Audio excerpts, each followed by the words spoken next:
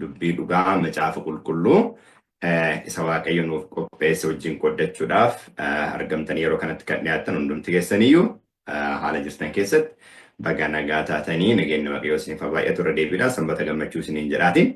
Amma immoo gara sagantaa keenyatti kallattiidhaan deebinee yeroo jennu kadhata seensaa asuma waliin godhannee eeruu seensaaf tarii addaaf ta'u hojii ergamoota boqonnaa 16 lakkoofsa 30 irratti gadis isaan baasee an akkan fayyuuf maal gochuu tanaaf ta'a gooftolii koo jedhee isaan gaafate jedha.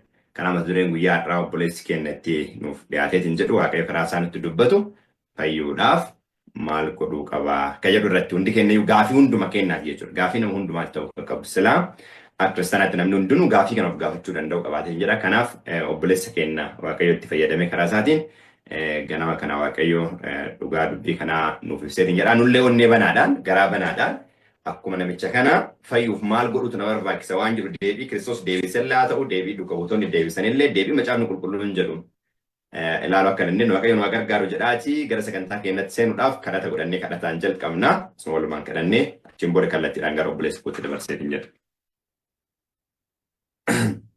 Hin kadhannaa. Gaarummaa nutti agarsiiftee harka kee nurra qabdee barii ganamaa kana jiraannee fuula keetti akka argamnu isa gooteef waaqayyo abbaa keenya guddaa si galateeffannaa. Karaa ilma kee karaa gooftaa Yesuus Kiristoos galanni siif haa ta'u. Wallaala keenya nu gargaartee dadhabina keenya nu bira dhaabatteetta ammallee cubbuu erga hojjannee sitti gargar baanee kaaniin booddee fayyuu barbaanna gara keetti deebi'uu barbaanna. Fayyuuf maal godhuu akka qabnu sirrumaa qajeelfama kan keetiin deemuu barbaanna. Falli waa hundumaa siin ala biraan jiru maqaa gooftaa Yesuus Kiristoosiin abba. Akkuma karaa ilma kee nu waamte karaa ilma kan kee qajeelfama dhugaa keessa nu jiraachisa. Dhugaa dubbii keetiitiin wal barree dhugaan dhuga sobaan soba jedha addunyaa cubbuun goolamte kana ifa ulfina dubbii keetiitiin akka ibsinuuf nu gargaari. Afaan yeroo keenya irratti ati moo'e fedha kee raawwadhu maqaa tokko calma keessatti biyya lafaa jaalatteen si kadhanna yaa abbaa. Ameen. Ameen. Eebbifamaa kallattiidhaan gara obboleessa kootti dabarseetiin jedha. Yeroo eebbaa qabaadhaa. Tole. Waaqayyoon guddaa gaarii goonee galateeffannaa. Nagaan waaqaa hunduma keessaniif iddoo isin jirtan isiniif haa baay'atu jecha obboleessa kootiin waaqayyo karaa addaa si haa eebbisu guddaa eebbifamii ogummaaf hafuura kadhataa kanarra caaluu waaqayyo abbaan keenya siif haa dabaluu jechuun jaalladha. Baay'ee gaariidha. Yeroo kana mata dureen waliin ilaallu akkuma amma dubbatamee fayyuuf maal godhuu kan jedhudha. Wanti kan biraan jiru namni amanu tokko kiristaana ta'ee amma jirutti jechuudha fayyuudha. Karoora guddaan wanti waaqni illee nama irraa barbaadu waaqayyo illee namni akka inni fayyuudha kan inni barbaadu. Kanaaf bira tokkoffaa Xiimotewos boqonnaa 2 lakkoofsa 4 irratti waaqayyo namni hundinuu akka fayyu dhugaa beekuu biras akka ga'u hin fedhaa kan jedhuuf. Kanaaf namni kamiyyuu akka fayyuu waaqayyo barbaada. Namni illee fayyuu barbaaduu qaba. Namni illee fayyuu barbaaduu danda'u qaba. Kanaaf mata duree guddaan fayyuuf maal godhu? Mata dureen kun mata duree baay'ee murteessaadha. Kanaaf amma gara waan kana yeroo ilaallu addumaan mata duree dhimma waaqummaa wajjin walitti qabsiifne ilaalla. Addumaan waa'een waaqummaa mata duree fayyinaadha. Waan kana beekuun baay'ee murteessaadha. Namoonni tokko tokko maal jedhu waaqayyoon beekuun dhimma barbaachisaa miti. Yeroo keenyaa wajjin waan deemu miti. Waan nu barbaachisu miti. Beekuu hin qabnu jedhaniitu dubbatu. Garuu macaafa qulqulluurra kan jiru waan macaafa qulqulluurra jiru akka inni barbaachisaa ta'e macaafa qulqulluurraa akka jirutti ilaalla. Kanaaf amma gaaffii hundi keenya ganama kana of gaafachuu qabnudha jechaadha. Innis inni fayyuuf maal godhu? Kallattiidhaan macaafa qulqulluurraa waliin ilaalla. Roomee boqonnaa 3 lakkoofsa 23 irratti. Kun wanta namni hundinuu yeroo baay'ee dubbatudha. Hundinuu yakkaniiru ulfinni waaqayyoos isaanitti irrateera. Ulfina jechuun maal jechuu akka ta'e ulfinni kun maal hojii akka wal qabatu torban lamaan darbee ilaaluuf yaallee turre. Ulfina namni ittiin cubbuu mo'u, ulfina namni ittiin seexana mo'u, biyya lafaa kana mo'u maal godheera dhabeera jechaadha. Erga battala addaam cubbuutti kufetti. Kanaaf amma hundinuu yakkaniiru jedha. Ulfinni Waaqayyoo isaanitti irrateeraa jedha. Achuma Roomee boqonnaa 6 lakkoofsa 23 irratti immoo beenyaan nama cubbuu hojjetu du'a. Kennaan Waaqayyoo inni Yesuus gooftaa keenya wajjin tola kennamu garuu jireenya bara baraatii jedha. Hundumtuu erga yakkee erga cubbuu hojjetee maalidha filannoon isaa? Du'a qofa, badiisa qofa malee wanti kan biraan jiru. Kanaaf amma erga akkas ta'e fayyuudhaaf maal gochuu qaba? Fayyuudhaaf maal gochuu qaba? Namni erga yakkeera ta'e, ulfinni Waaqaa erga itti hir'ateera ta'e, fayyuudhaaf maal gochuu qaba? Kan jedhu kallattiidhaan macaafa qulqulluu keessaa gaaffiin kun kallattiidhaan iddoo inni itti gaafatame deemnee ilaalla.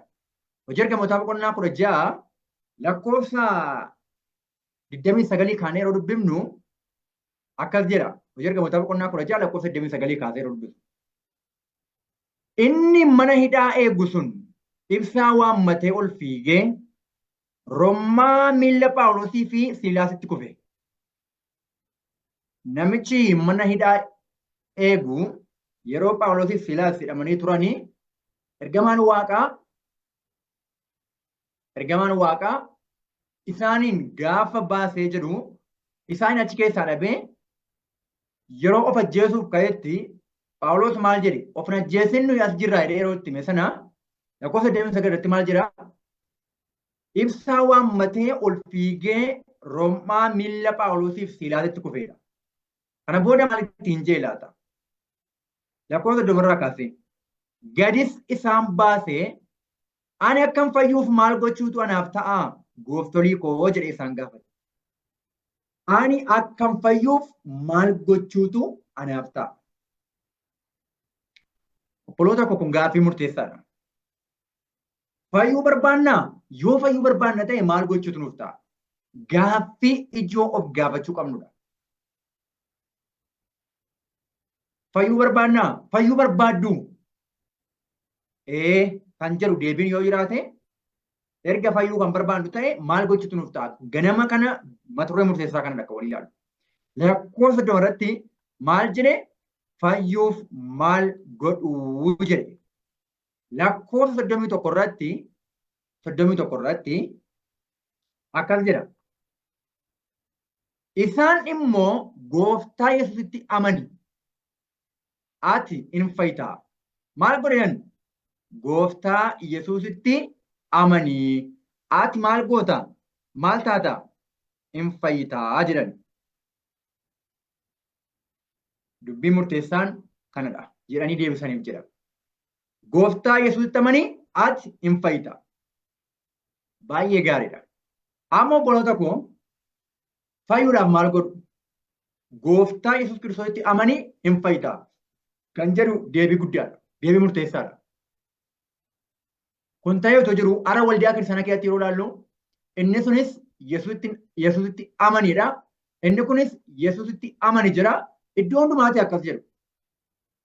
Waldaan kiristaanaa kan barsiifne hin jiru. Soo erga akkas ta'e namni hunduu fayyeeraa.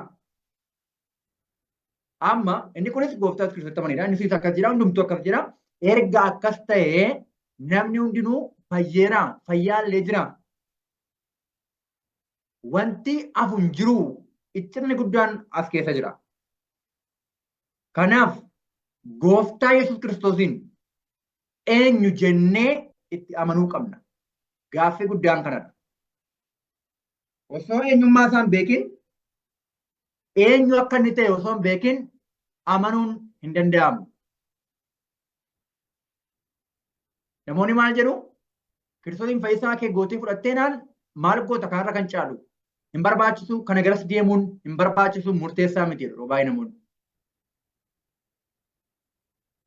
Qaama hin beeknetti namni akka sagadu, qaama hin beekne akka amanatu waldaan kiristaanaa akka itti barsiifti. Goyoomsaa jechaadha. Goomsaadha karaa kan biraa. Amani hin fayyitaa. eenyutti amanuu qabna? Waan macaafni qulqulluun jedhutti amanuu danda'uu qabna. Fayyuuf maal godhu? Amani hin fayyidaa. Gooftaa Yesuusitti amanii hin fayyidaa. Kun dhimma ijoodha. Kanaaf gooftaa Yesuusin eenyu jennee itti amanuu qabna. Eenyu jennee itti amanuu qabna. Dubbii murteessaadha. Tole waan macaafni qulqulluun jedhu ilaalla.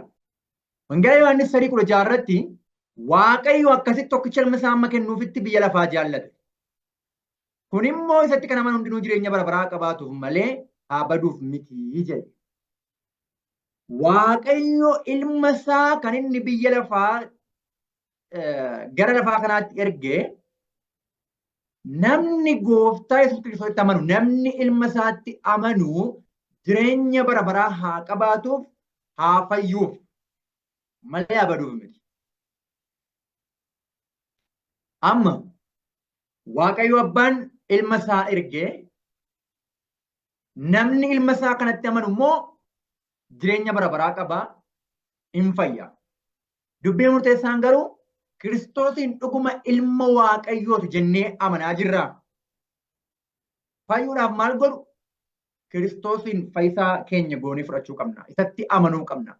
Eenyu jenneetti amanuu qabna? Ilma Waaqayyoo jenneetti amanuu qabna. Yoo akkas ta'uudhaa baate qaama kan biraadha jennee lakki ilma Waaqayyoo miti jennee kuni isa hin ibsu. Ilma Waaqayyoo kan jedhu Kiristoosin hin ibsu. Maqaama akkas jedhu fudhate malee jennee waaqa kan biraatti kan amannu yoo ta'e fayyinni keenya fayyina sirrii miti, fayyina seexaan bahinsa qabullee miti. Kun dubbii murteessaadha. Waaqayyo abbaan ilma isaa erge malee qaama kan biraan argine. Dubbii jira kun maal jedhu namoonni karoora fayyinaa keessatti qaama sadiitu waliin mari'atee waaqa sadan tokkotu waliin mari'atee waaqa abbaa, waaqa ilmaa fi waaqa hafuura qulqulluutu sadan isaaniitu waliin mari'atee gaafa waliin mari'atan isaan keessaa waaqa ilmaa kan jedhamu dhaqee sanyii kufee fi ofan kenna. Nan miidhama isaa nan fudhadha. Du'a dhalli namaa du'u kanaa nan du'a jedhee dabarsee of kennee jedhanii dubbatu. Waan ragaa hin qabne, waan barreeffamee hin jirre. Macaafni qulqulluun garuu kan inni jedhu Waaqayyo abbaan ilma isaa ergedha. Amma obboloota koo isiniif eenyutu dhufe? Kan dhufee fannifame isiniif eenyudha? Waaqa ilma jedhamu ilma Waaqayyoo kan hin taane waaqa ilma jedhamudha. Waaqayyo abbaan waaquma akka isaatii kan biraa erge moo dhuguma ilma qabu tokkicha erge? Isa kamtu immoo jaalala ibsa? Waaqa kan biraa isa inni erge sana yoo waaqa kan biraa ergedha moo yoo ilma isaa erge jaalala ibsa? Yoo akkas ta'e jaalala akkamii jaallatamnee jirra?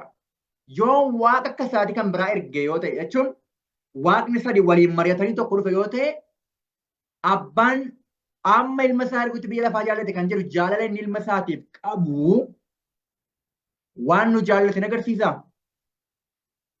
Kanaaf dubbii murteessaan as keessattidha kan inni barbaachisu. Waaqayyo abbaan ilma isaa ergee jira. Ilma isaa erge jira. Wangeela Yohaannis 8:24 irratti cubbuu keessaniin akka duutan isinitti himeera. Ani eenyu akkan ta'e beektanii yoo amanuudhaa baattan cubbuu keessaniin hin duutu isaaniin jedhee jira. Heertuu kanaafi heertuu Wangeela Yohaannis 8:24 kanaafi heertuu jalqabarra fudhannee dhufnee hojii ergamootaa 16:31 irra jiru kana wal bira qabaati ilaala. Gooftaa Yesuusitti amani ati hin fayyitaa. Maatiin kees hin fayyu jedhan Phaawulosis ilaala. Kiristoos immoo Wangeela Yohaannis 8:24 irratti ani eenyu akkan ta'e beektanii yoo amanuudhaa baattan cubbuu keessaniin hin duutu jedhe. Amma gooftaa Yesuusitti amanuudhaaf inni eenyu akka ta'e beeknee amanuu danda'uu qabna. Inni eenyu akka ta'e beeknee amanuu danda'uu qabna. Kiristoositti amanuudhaaf. Fayyisaa dhuunfaa keenyaa goonee fudhachuudhaaf. Har'a waldaan kiristaanaa fayyina sobaa barsiisaa jirti. Fayyina dhugaa osoo hin taane fayyina sobaa barsiisaa jirti. Sababni isaa gaafa kakuu cuuphaa maal jedhanii kakuu nama galchan? Maal jedhanii kakuu nama galchu? Waaqayyo Abbaa, Waaqa Ilmaa, Waaqa Hafuura Qulqulluu sadan Waaqa tokkootti in amantaa jiru. Dhibbaa dhibba ilmummaa Yesuus Kiristoos iddoodhaa kan balleesse, eenyummaa Yesuus iddoodhaa kan balleesse, amantii sobaa, amantii macaafa qulqulluu irra hin jirre, amantii macaafa qulqulluu irra hin jirre, amantii seexanni itti fakkeessee fide waan sobaa akka amananiif, namoonni sobaa akka amananiif waldaa kiristaanaa keessa galche. Iftoominaan, ija jabinaan dubbachuu hin qabnu. Kanaaf obboloota ko. Ani eenyu akkan ta'e beektanii yoo amanuudhaa baattan cubbuu keessanii maal taatu? Hin duutu jedhe. Ani eenyu akkan ta'e beektanii yoo amanuudhaa baattan. Osoo hin amanin Kiristoos hin beeku dursa. Osoo isa itti hin amanin isa beekuutu dursa obboloota ko. Yihudoonni kan isaan Kiristoosin fannisaniif mata duree lamaafidha. Yeroo baay'ee irra deebinee kan dubbannu mata duree lamaafidha. Inni tokko mata duree sanbataadha. Inni kan biraan immoo fi wanta guddaa ta'e Kiristoos ilma Waaqayyoof godheedhaan wangeela Yohaannis boqonnaa 19:7 irratti. Nu seera tokko qabnaa jedhan. Inni ilma Waaqayyoo waan of godheef du'uutu sarra jiraa jedhanii dubbatan. Ilma Waaqayyoo waan of godheef jedhan. Ilmummaa isaa gananii ilma Waaqayyoo ta'uusaa Kiristoos inni dhufee dhalate ilma Waaqayyoo miti jedhanii mormuudhaan isa fannisan. Har'a immoo Kiristoosin lakki ilma Waaqayyoo miti jechuun lammaffaa deebisanii isa fannisuudha. Lammaffaa deebisanii isa fannisuudha. Kiristoos waan itti nu galateeffatu tokko illee hin qabu. Eenyummaa isaa waan ol kaa'amnu, waan guddifnee isa mul'isu nutti fakkaate yaada mataa keenyaatiin waa bocnee lafa keenyee mata duree wayii keenyee yookiin maqaa moggaasa kan biraa laannee fi eenyummaa isaa isa inni ittiin of ibse sana, isa abbaan isaa ittiin isa ibse sana yeroo irraa dhabamsiifnu galata hin qabnu. Galata hin qabnu. Kanaaf obboloota koo dubbii murteessaan eenyu jennee itti amanuu qabna. Eenyu jennee itti amanuu qabna. Sababni isaa isa beeknee yoo amanuudhaa baanne cubbuu keenyaan banna yookiin duuna waan ta'eef. Fayyuuf maal godhu? Fayyuuf maal godhu? Yesuusiin, Kiristoosiin isatti amanii hin fayyita. Isa beektee yoo itti amanuudhaa baatte immoo cubbuu keetiin duuta. Dubbiin jedhu dubbii murteessaadha. Echi kiristaanaan Kiristoos eenyu? Kiristoos eenyu? Kanarra deemnee yeroo baay'ee dubbanna. Wangeela Maatewos boqonnaa 16:15 kaasee akkas jedha. Yesuus immoo isinoo eenyu anaan jettu jedhee isaan gaafateedha. Lakkoofsa 13 irraa kaanee yeroo laallu maal jedhee Yesuus bartootaatiin mee hanga 17 dubbisee hin deebi'a. Eenyu anaan jettu jedhee isaan gaafate. 16 irratti. Simoon Phexros deebisee maal jedhe? Ati Masiicha ilma Waaqayyoo jiraataatii jedhe. Jennaani akkas jedhe Kiristoos lakkoofsa 17 irratti. Kana irratti Yesuus deebisee yaa Simoon ilma Yoonaa ati kana yaanumteedha. Kan abbaa koo isa Waaqayyoo sitti mul'ise malee yaani nama foonii maal hin goone sitti hin mul'ifnee jedhe. Eeshi Yesuusin amanuun fayyina. Yesuusin amanuun fayyina. Karaan ittiin fayyinullee gooftaa Yesuus Kiristoos qofaanidha. Fayyuun maal godhu? Gooftaa Yesuus Kiristoos amaniin fayyita. Ani eenyu akkan ta'e beektanii yoo amanuudhaa baattan cubbuu keessan hin duutu. Kiristoosin fayyisaa dhuunfaa keenyaa goonee fudhachuudhaaf dursinee isa beekuu qabna. Isa beeknee isatti amanuu danda'uu qabna. Inni eenyu? Inni ilma Waaqa jiraataati. Waliigala fayyinni irra waldaan kiristaanaa labaa jirtu.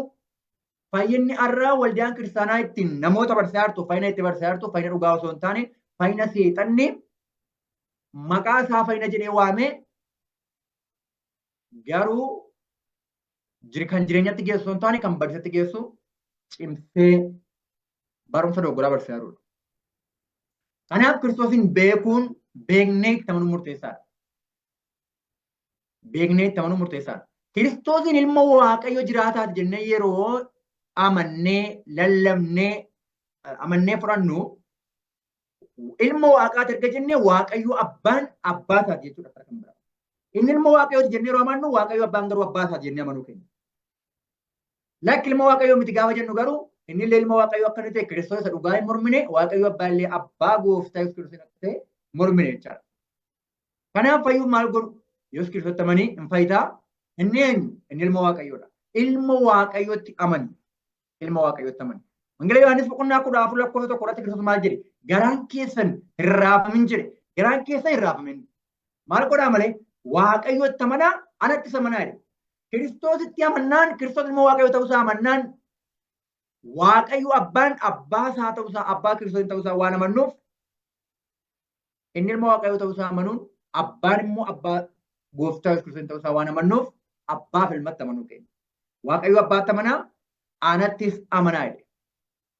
Gaafa kakuu cuuphaa garuu akkuma kana immoo namoonni kan isaa ittiin namoota kakuu galchiisan waaqa sadiidhaan, waaqa sadii. Waaqa tokko jechuun danda'amu, waaqa sadii. Maqaa isaatu tokkodha malee nu waaqa tokkotti amanna jedhanii deebi'an immoo sadii jedhu malee tokko jechuun danda'amu. Waaqa sadiidhaan, waaqa macaafa qulqulluu hin jirre, waaqa tolfamaa macaafa qulqulluu wajjin waliin galleen kakuu nama galchanii fayyina dhugaa osoo hin taane fayyina sobaa namatti himudha. Kanaaf Kiristoos eenyudha? Inni ilma waaqa jiraataati. Kanaaf mata dureen fayyuu keenya dhimmi ijoon Kiristoos ilma waaqa jiraatootaati. Obboloota koo gaafa cuuphaallee maqaa abbaa kan ilmaa kan hafuura qulqulluu sadan waaqa tokkootiin jira jechuudha. Gaafa cuuphan waaqa sadan tokkodhaan maal godhu? Kakuu galchu. Gaafa cuuphanis maqaa sadan waaqa tokkootiin cuuphu. Kun fayyina miti. Kan itti amanuu qabnu gooftaa Kiristoos ilma waaqayyoo kan ta'edha. Gaafa cuuphaallee maal amannee cuuphuu qabna? Hojii ergamoota boqonnaa 8 lakkoofsa 37 naannoo sana yeroo laallu maal jedhe namichi Itoophiyaa Filiippoosiin?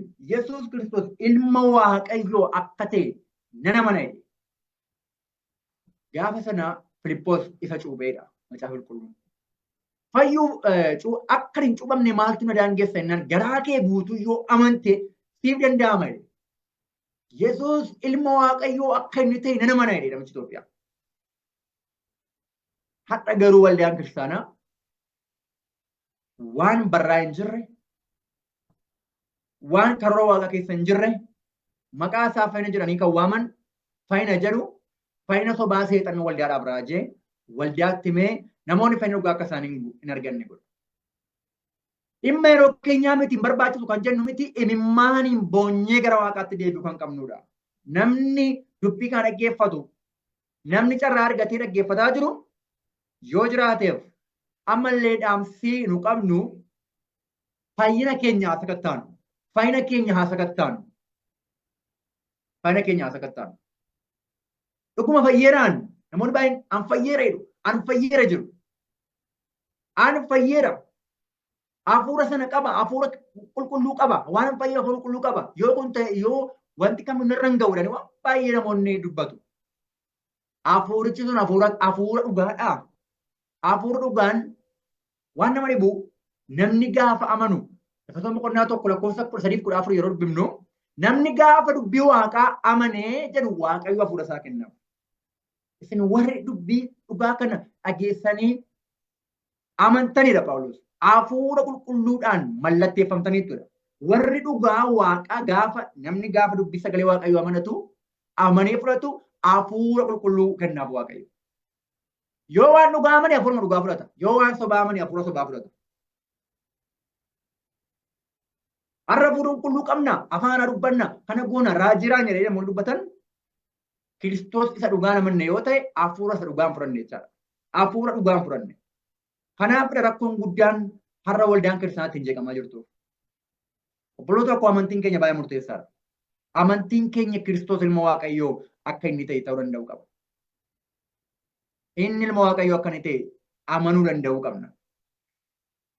Wangeela Yohaannis boqonnaa 30-31 akkas jira. Yesuus macaafa kana keessatti kan hin caafamini milikkita kan biraa baay'ee bartoota irratti hojjeteera. Isaan kun garuu warra caafaman jechaadha. Yesuus Kiristoosicha ilma waaqayyoo ta'uusaa akka amantaniif amanachuu keessaniif maqaa isaaf jireenyaa qabaataniif caafamanidha. Maaliif caafaman jedha? Kiristoos ilma waaqayyoo akka inni ta'e akka amantaniif caafamanidha. Qaama kan biraa jennee ergamaadha jennee akka amannuuf miti. Yookiin immoo waaqa ilmaadha jennee akka amannuuf miti. Inni ilma waaqayyoo akka ta'e akka amannuuf caafaman. Kana amanachuu keenyaanoo ilma waaqayyoo ta'uusaa gaafa amanannee jennu maqaa Kiristoosiin fayyina guutuu arganna. Maqaa ilma waaqayyootiin fayyina guutuu qabna. Dhugaadha. Hafuura dhugaa fudhannaa. Gaafa hafuura dhugaa fudhannu homaa waan tokko waan sodaannu hin qabnu. Ija jabinni keenya sodaan hin jiru. Ija jabinni keenya guutuu ta'a. Wangeelli dhugaan ni lallabama. Kanaaf waldaan kiristaanaaf sakatta'uu qabdi. Nan barbaachisu ergaa yeroo kan jedhamu miti. Akka ittiin bira darbamuu hin danda'amu. Akka ittiin bira darbuu hin danda'amu. Yeroo fudhannee sakattaanee ilaallu. Maqaa ilma waaqayyoo qofaatu fayyina. Yesuus Kiristoos ilma waaqayyoodha. Wangeela Yohaannis 3:7 takkeedha. Waaqayyo biyya lafaatti barachiisuun miti. Biyyi lafaa isaadhaa fayyuuf ilma isaa biyya lafaatti erge maleedha. Ilma isaa erge. Ilma isaa kanatti kan amanu ittiin faradamu. Isaatti kan hin amanne garuu maqaa tokkicha ilma waaqayyootu waan hin amananiif ammayyuu itti faradameera jedha.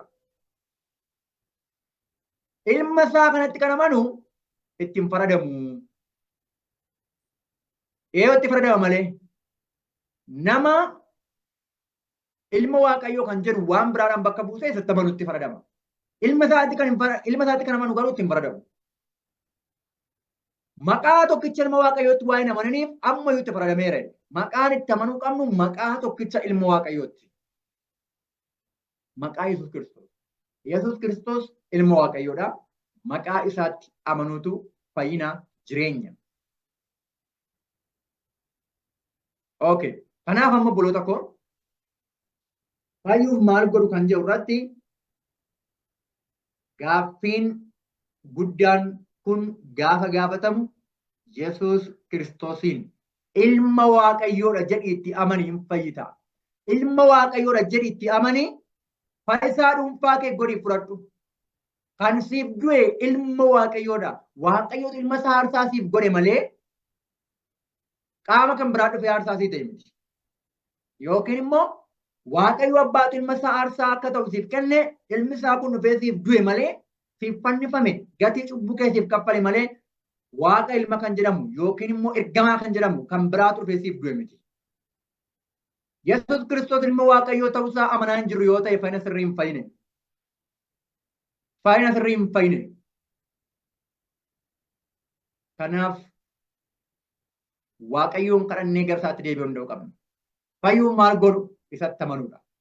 Inni kan biraanoo iddoo biraatti Kiristoos guutuutti akka du'e. Asumaan gaafa tokko nama hundumaa gaafadhee arba. Ofuma keessaniif deebisaa yookiin qorannaa irratti gaggeeffadhaa qoradhaa. Kiristoos dhuguma isiniif du'eeraa? Du'eeraa? Yoo dhuguma du'e ta'e akkamitti du'aa ka'e? Yoo du'aa of kaase ta'e immoo hin duune jechuudha. Du'aa of kaase yoo ta'e hin duune jechuudha.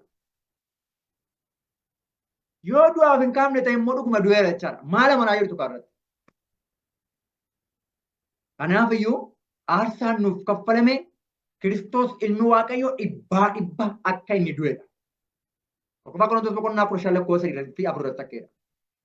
Tokkoffaa Qorontos boqonnaa 15 lakkoofsa 3 fi lakkoofsa 4 irratti. Hundumaa irra caalaa waan ofii kootii fudhadhee isinitti dabarsee kenneera Phaawulos. Innis caaffanni qulqullaa'oon akka jedhanitti Kiristoos cubbuu keenyaaf du'eera. 4 irratti. Inni awwaalameera. Caaffanni qulqullaa'oon akka jedhanitti guyyaa sadaffaattis du'aa kaafameera. Kiristoos du'eera. Du'ee awwaalameera. Guyyaa sadaffaatti maal ta'eera? Du'aa kaafameera. Eeshi. Roomee 10:9 irratti akka jedha. Roomee boqonnaa 10 lakkoofsa 9 lakkoofsa 10 irratti. Yesuus gooftaa akka ta'e afaan keetiin yoo beeksifte. Eeshi. Yesuus gooftaa akka ta'e afaan keetiin yoo beeksifte. Yesus gooftaadha. Waaqayyo du'aa akka isa kaase immoo garaa keetti yoo amante fayyina bara baraan argatta. Namni garaa isaatti amanee qajeelaa ta'a, afaan isaatiinis beeksisee hin fayya. Mee waan tokko ilaalla. Fayyuu amma namoonni maal jedhu? Amantiidhaan fayyinee jedhu.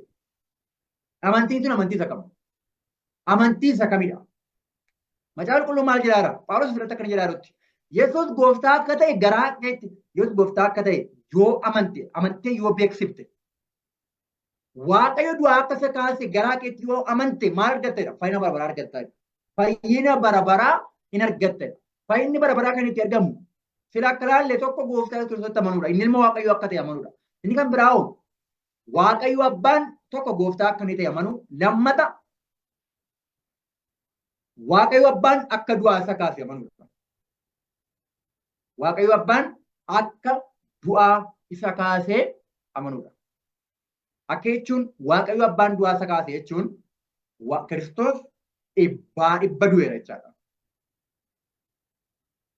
Waaqayyo abbaan du'aa isa hin kaafne taanaan immoo inni hin duune jechuudha. Inni hin duune jechuun immoo walumaa gala aarsaa saba cubbuudhaaf hin kaffalamne jechaadha. Hin du'e wanti jedhamu aarsaan kaffalameera wanti jedhamu goyoomsaadha jechaadha. Soba jechaadha. Kanaaf obboloota koo Waaqayyo du'aa akka isa kaase yoo amante maal taata? Fayyina bara baraa argattedha. Ilmi Waaqayyo hin du'e, Waaqayyo abbaan du'aa isa kaase. Kana yoo amanne fayyina bara baraa arganna. Fayyina bara baraa arganna. Kun dubbii murteessaadha. Kanaaf ammaadha. Namni garaa isaatti amanuudhaan maal ta'a? Kun irratti qajeelaa ta'a. Waaqayyoon duratti qajeelaa ta'uun kan danda'amu amantiidhaan qajeelaa ta'ama. Amantiin sun amantii akkamidha? Kiristoos akka du'e, cubbuu kootiif akka du'e, akkanaaf jedhee fannifame, akkanaaf jedhee du'e, Waaqayyo abbaan immoo ilma isaa kana akka du'aa kaase. Yoo amanee Waaqayyo duratti qajeelaa ta'a. Amantiidhaan fayyachuun kanadha obboloota koo. Kiristoos dhuguma cubbuu kootiif fannifameera. Ilmi Waaqayyo dhuguma anaaf fannifameera jennee gaafa dhibbaa amannu akka barraa jirutti amannu amantiin fayyachuun kanadha. Qaama bira qaama akkas jedhamutu naaf du'e jennee ilma Waaqayyoo osoo hin taane qaama kan biraatu kan nuuf du'e qaama kan biraa jennee gaafa amannu. Akkuma kana immoo Waaqayyo abbaan du'aa isan kaafne sumatu ofiin du'aa ka'e jennee gaafa amannu garuu amantiin keenya amantii dhugaa miti. Fayyinni keenya fayyina sirrii miti. Ergamoota lama 24 bakkeedha. Waaqayyo garuu hidhaa du'aatti hiikeedha. Waaqayyo garuu hidhaa du'aatti hiikeedha. Inni harka du'aa jalatti qabamee turuu waan hin dandeenyeef du'aa isa kaaseedha. Macaafni qulqulluun iddoo hedduutti Waaqayyo akka ilma isaa du'aa kaase dubbata. Akka fakkeenyaatti kan fudhaman. 2:32 irratti immoo keera hojii ergamoota 2:32 irratti. Yesuus kana Waaqayyo du'aa kaaseera. Nuuf hundumti keenya isa kanaaf dhuga baatuudha. Phaawulos Phexros fa'aa keedhan. Waaqayyo Yesuus kana yookiin ilma isaa kana maal godheera? Du'aa kaaseera. Nus isa kanaaf dhuga baatuudha. Maal dhugaa baay'ira kiristaanarra? Maal dhugaa baay'ira? Dhugaan waldaan kiristaanaa dhugaa baay'irtu maalidha? Tokko Kiristoos ilma Waaqayyo akka ta'edha. Lama akka inni dhuguma du'edha. Sadii dhuguma akka Waaqayyo du'aa akka isa kaasedha moo waan kan biraa dhugaa baay'ira? Hafuura dhugaa gaafa dhufu gara dhugaa hundumaatti sin geessa kan jedhame hafuura dhugaa gaafa fudhanne dhugaa akka macaafa qulqulluutti dhugaa baananullee.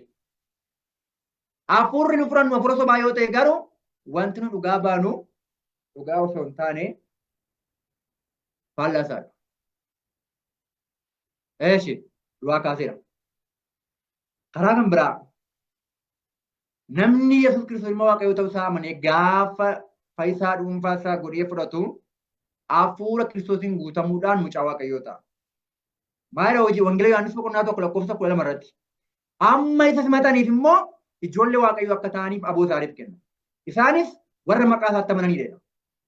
Warra eenyutti amanan? Warra maqaa ilma Waaqayyootti amanan. Warra maqaa Yesuus Kiristoositti amanan. Yesuus Kiristoos kan biraa miti. Ilma Waaqayyoo ta'e warra isatti amanan warra isa simatan eenyu jedhanii warra simatan ati dhuguma ilma waaqa jiraataati jedhanii warra amananii isa simataniif aboo maal kennaaf? Aboo ijoollee waaqayyoo ta'uu, aboo mucaa waaqayyoo ta'uu isaaniif kenna. Sababni isaa maaliif? Isatu ilma waaqayyoodha waan ta'eef. Gaafa sana waaqayyo abbaan immoo gaafa isaan akka itti amanan beeksisan hafuura ilma isaa sanatu isaaniif kenna. Hafuura ilma isaa isaaniif kenna. Okay. Kanaafuu isaanis warra maqaa isaatti amananii maqaa ilma waaqayyooti. Galaatiyaa 4:6 takkiidha. Isin ilmaan isaa ta'uu keessan argisiisuudhaaf waaqayyo hafuura ilma isaa isa abbaa jedhee waammatu garaa keenya keessatti argina. Ilmaan isaa ta'uu keessan argisiisuudhaaf. Namoonni yeroo baay'ee maal jedhu ani mucaa waaqayyooti. Garbummaa jalaa baheera jedhu. Yoo akkas ta'e yoo dhuguma ta'e hafuura Kiristoosiin guutamaniiru moo hafuura qulqulluu kan biraan fudhatan? Hafuura qulqulluu kan biraa fudhatan. Yoo hafuura qulqulluu kan biraa fudhatan ta'e isaan mucaa waaqayyoo miti. Sababni isaa warra Kiristoos ilma waaqayyoo ta'uu isaa amanan, warra Kiristoosiin ilma waaqayyoo jedhanii simatan isaantu hafuura ilma isaa yookiin hafuura Kiristoosiin guutama. Gaafa sana ilmaan isaa ta'uun keenya maal ta'a? Mirkanaa jechaadha. Hafuura sanaan guutamuudha. Kanaaf obboloota koo gaafa amannee cuuphamnu Kiristoos ilma waaqayyoo ta'uu isaa amanuu danda'uu qabna. Gaafa amannee jennu kana gaafa amannu gaafa Kiristoos ilma waaqayyoo jennee amannu hafuura ilma isaa sanaan maal taana? Guutamna. Kiristoos gaafa cuuphamee bishaan keessaa ba'e fuula abbaatti gaafa kadhate waaqayyoo hafuura isaa safara malee ilma isaatiif kenne. Hafuura sanaan geggeeffamee dinqii gurguddaa godhe. Namni illee gaafa cuuphamee bishaan keessaa ba'u amanee cuuphamee gaafa jireenya haaraa qabu hafuura Kiristoosiin guutamuu qaba malee waaqa hafuura qulqulluu jedhamu kan biraa amanee hafuura kan biraatiin guutamuu qabu. Hafuura dhugaa kan hin taane guutamuu qabu. Hafuura dhugaa fudhachuu qabu. Kanaaf fayyummaan godhu kan jedhu dubbii murteessaadha obboloota koo. Hin barbaachisu jechuun hin danda'amu. Mata duree hundi irratti barbaachisa. Waaqummaa waa'ee waaqaa beekuun. Tole. Roomee 8:5 illee ekeedha. Hafuurichi isin fudhattanii hafuura ilmummaatti guddifamuuti malee hafuura garbummaa sodaa jalatti isin deebisu miti. Hafuura kanaanis abbaa keenya jennee waaqayyoon hin waammannedha. Hafuura kanaan hafuura eenyuudhaan? Hafuura Yesuus Kiristoosiin. Hafuura Kiristoos ilmi waaqayyoo abbaa koo jedhetti waammate sanaan nullee hafuuricha gaafa fudhannu abbaa keenya jennee waammanna. Hafuura sana hin qabnu yoo ta'e yaa abbaa jenna malee akkuma Kiristoosii namoonni yaa gooftaa naan jiru. Maqaamaaf yaa gooftaa naan jiru akkuma jedhe sana maqaa keetiin dinqii goonirraa maqaa keetiin kana goonirra jedhudha. An garuu hin beeku hin jedha. Akkuma sana yaa abbaa jedhu ofumaa yaa abbaa keenyaa jedhu malee kan isaan waammatan kan biraa. Abbaan kan isaan kadhatan isaaniif waaqa sadan tokkodha. Kanaaf namoonni irraa yeroo kadhatan maal jedhu? Waaqa abbaa, waaqa ilmaa, waaqa qulqulluu sana waaqa tokko si kadhanna jedhanii kadhatu. Hafuurri dhugaan akka itti waamee hin kadhatu. Hafuurri dhugaan namni geggeeffamu akka itti hin kadhatu. Akka itti Kiristoos barsiisetti kadhata. Yaa abbaa keenyaa waaqarra isa jiraattu jedhee kadhata. Ija jabina guutuu argachuu kan dandeenyu hafuura Kiristoosiin gaafa guutamnu. Kanaaf gabaabaatti barnoota ganama kanaa walitti qabuudhaaf yeroo deemu mata duree guddaa irraa jalqabne fayyuudhaaf maal godhu kan jedhudha.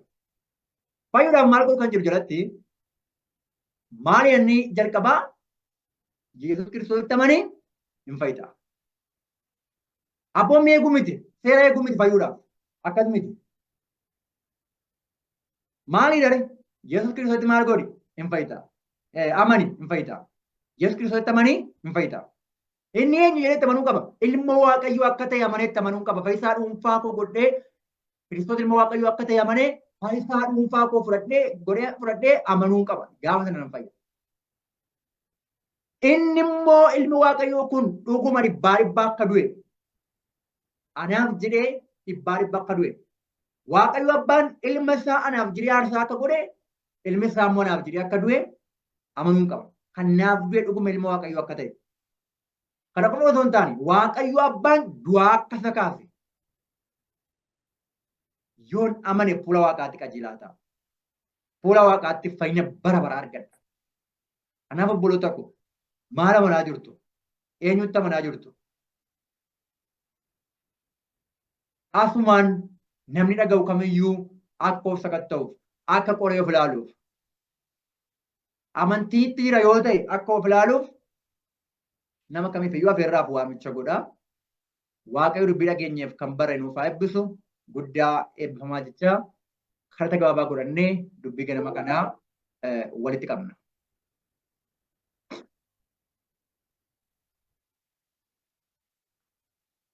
Waaqarra isa jiraattu abbaa keenyaa qulqulluu jaarsa barootaa galata addaa qabannee fuula kee irratti dhiyaanna ganama kana.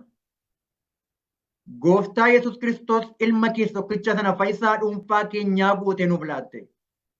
Aarsaa lubbuun keenya gaafate ilma tokkicha qabdu nuuf jettee karaa isaa gara kee akka dhufnuuf fayyina akka argannuuf du'atti fannifamuutti dabarsee laatte.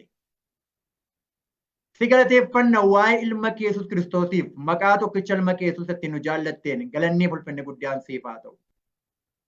Qaama kan biraa osoo hin taane ilma kee qofa of keessaa qabaachuudhaan cubbuu akka moonu aarsaa nuuf kaffalteef ogummaaf beekumsa nuuf laatteef karaa gooftaa Yesus ilma kee ammallee maqaan kee guddaa nuuf haa ulfaatu. Ganama kana fuula kee dura jirra. Abbaa keenya dhugaadha bara baay'eedhaaf utuu hin beekin waaqa keessummaa siif saganna jennee si waaqeffanna jennee waaqa ati hin beekne yeroo dheeraaf waaqeffachaa sagadaafis turreerra wallaalummaa keenyaan. Har'a garuu ifa kana nuuf laatteetta. Kanaafuu si galateeffachaa wallaalummaa keenyaan isa si gaddisiifne daandii keenya keessa isa hin deemneef ilma kee Yesuusin isa nuuf aarsaa ta'e ilaali ganama kana cubbuu keenyaati nuuf dhiisi. Qulqulluu koo bara kana seexanni ija namootaa dura dhugaa fakkeessee soba dura qabee soba akka amanan godheera. Dubbiin kee ati ilma tokkicha akka qabdu ilma kee isa tokkicha sana nuuf aarsaa akka goote ati abbaa ilma kee akka taate akka amannu ilmi kee dhuguma dhibbaa dhibbanuuf akka du'e qulqulluu koo ati immoo akka du'aa isa kaafte akka amannu yoo kana amanne akka fayyinu jireenya bara baraa akka argannu dubbiin kee nu barsiisa nutti hima. Har'a garuu seexanni namoonni qaama hin beekamne akka amanan waan hubachuudhaaf nama rakkisu akka amananiif sammuu namootaa hafuura isaatiin dukkaneesseera. Ganama kana obboloota koo iddoo garaa garaa jiraniif adaraa waaqarraa hafuura keetiin dhugaa kan akka isaaniif ibsitu. Namni dubbinu yeroo hundumaa wangeela akka lallabnu dhaggeeffatu adaraa akkasumaan akka biran dabarreef gurratti kennee akka dhaggeeffatu obboloonni keenya hundinuu akka fayyaniif walumaan akka fayyinuuf yeroo kana maqaa gooftaa Yesus Kiristoos ilma keef jedhi adaraa waaqarraa hafuura keetiin hunduma keenya ati guuti ati nu geggeessi ati nu qajeelchi. Ulfina keetiif qofa akka jiraannu dubbii kee qofa amanannee haalli biyya lafaa kanaa ulfaatullee gaariis ta'u hamaas ta'u osoo hin jijjiiramin amantiin sochoon irratti qabaannee jireenya bara baraaf akka qophoofnu ati nu gargaari. Jaalalli kee nuuf haa raawwatu. Maqaa tokkicha ilma kee Yesuus Kiristoosiif jedhi yaa abbaa keenyaa. Ameen.